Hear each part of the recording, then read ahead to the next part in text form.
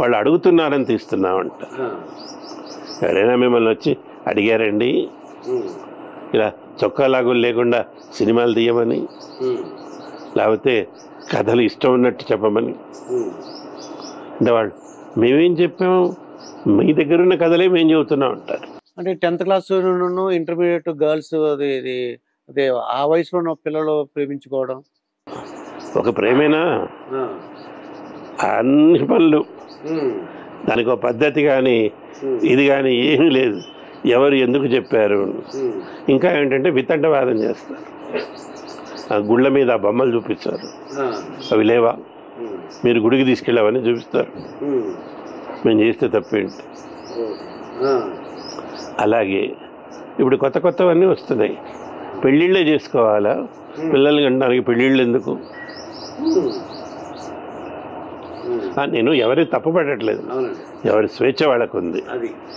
ఆ అడిగే ముందు ఇది ప్రభావం, మీరు మీ ఇష్టం, మీ జీవితంలో మీరు చేసుకోండి, ఎవడు అడగడు. ఒక సమాజ వేదిక మీద వచ్చినప్పుడు అవి అడగాలా వద్దా, అవి చెప్పాలా వద్దా? అలాగే రాజకీయాలు కూడా.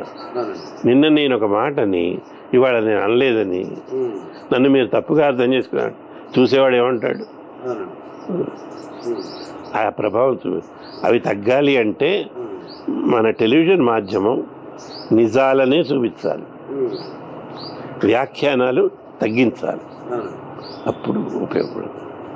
అయితే మీరు ఈ సినిమాలు అన్నందుకు ఈ సినిమా హీరోలు లేకపోతే హీరోయిన్లు వాళ్ళతో పరిచయాలు కానీ ఎప్పుడు మాట్లాడటం ఉంది, పెద్దగా పరిచయాలు లేవు. నాకు తెలిసినంత వరకు అండి, ఇదివరకు ఏం చేసేవారంటే సెల్ఫీ, ఇప్పుడైతే సెల్ఫీలు తీసుకున్నారు.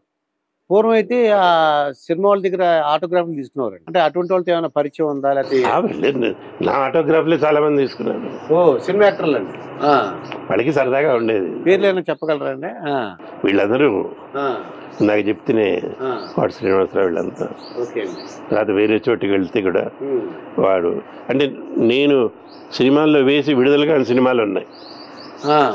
అలాంటి సందర్భాల్లో వెళ్ళినప్పుడు మర్యాదగా మాట్లాడతారు. వేరే వాళ్ళకి ఇచ్చే మర్యాదకి నాకు 10 ఎక్కువ ఇస్తారు, వచ్చి పలకరించి. ఇవి ఇదే సందర్భంలో వేడుక